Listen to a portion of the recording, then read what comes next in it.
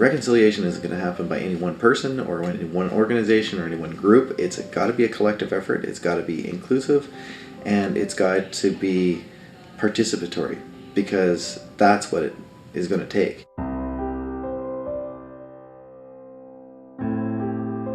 The centre itself was imagined right in the settlement agreement, the Indian Residential Schools Settlement Agreement. So that settlement agreement was the settlement to Canada's largest class action lawsuit, and it was a massive settlement and created a whole bunch of different processes, the Truth and Reconciliation Commission being one of those. So Schedule N of the settlement agreement is the TRC's mandate, and in the TRC's mandate is it says that the TRC must establish a national centre. We're that national centre. And why was that called for? Well, it was people that were drafting the agreement, like Phil Fontaine and others on his team, felt very passionately about the need to continue to educate Canadians and the need to preserve this history so that we could always remember and that we could never forget, because it has been so impactful on the country.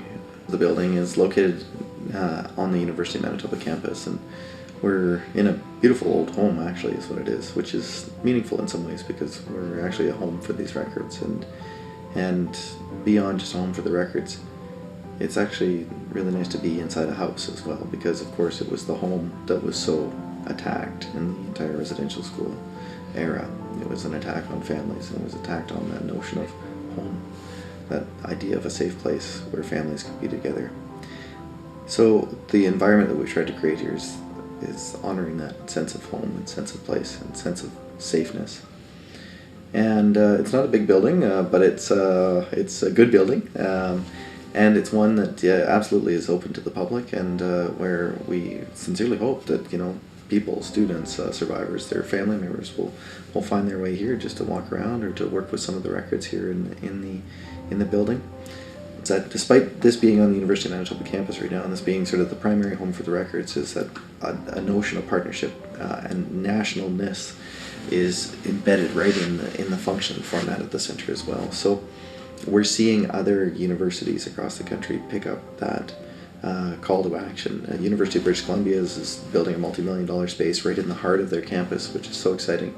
We're involved in conversations with a number of other partners across the country, and even partners right here in the city, University of Winnipeg, Red River, the Canadian Museum for Human Rights, all of which are going to be different ways of accessing the collection and sharing the information, which is really going to be the fulfillment of this idea of a national network of partners. The total collection amounts to about 5 million records or so. We have records now on every residential school up online. Some of those records we've opened up and we've made available for the first time, really, to the public. But we've played it also pretty safe as well. We're trying to strike a respectful balance between the protection of personal information and the need to educate the public on this history, and also the need to get this information into the hands of survivors. The balance to the documentary history is also the survivor statements, and we've released survivor statements from the vast majority of the public commissioner hearings that were held across the country, ones that were webcast live, that were held in basically every region of the country. And those are critical. Like, the collection really needs to be understood as a whole, so we can't just rely on the documentary record, and we need to rely on the survivor testimony as well, because the documentary record and the survivor testimony together actually provide us with the most comprehensive and fulsome picture of the residential schools that we've ever had. By mapping these places out, we've actually given people the ability to visit these places, and they need to be mapped big time, because recently we went to both the Regina School and the school in Duck Lake, and if it were not for the map and us putting a marker on there, you would not be able to tell that there was ever a school there. I mean, they're just empty fields now. So it's really critical that these sites be remembered and marked for what they were and where they were. What is reconciliation? Well, at its foundation, it's coming togetherness. So it's for people of all walks of life, all ages, all sort of stations in life, in terms of rich and poor, successful and not, or whatever those measurements even mean, right? It's for everybody. So in saying that, we do know that there is a difference of need between different communities. So for, say, regular Canadians that are just coming to terms with this history, well, that's a particular need. That's where it's sort of like, the baby steps on the road, and then the walking, and then the running down the path of reconciliation. For survivors and the families, there's a different need there, and there's different things that we need to do for survivors and their families. And that relates both to the personal information that's in the records, but also the need to put them in the driver's seat in terms of determining how this collection is stewarded and shepherded and made available. So it is open to everybody. It's essential that everyone has access to this. That's what we've been asked to do. That's what the mandate told us to do, is to make the collection as accessible as possible.